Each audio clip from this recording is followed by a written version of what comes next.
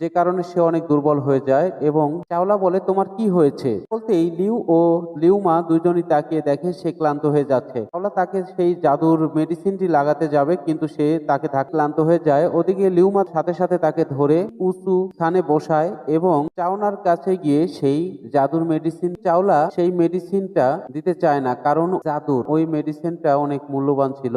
সে বলে এই মেডিসিন আমি দিতে পারবো না। ওদিকে লিউমা তখন সাথে সাথে তার হাত থেকে জাদুর মেডিসিন কেড়ে নেয়, চলে আসে এবং চাওলা তখন ওইখান থেকে চলে যায় এবং সদস্য যত বাকি ছিল সবাই তার সাথে সাথে পিছু পিছু চলে যায়।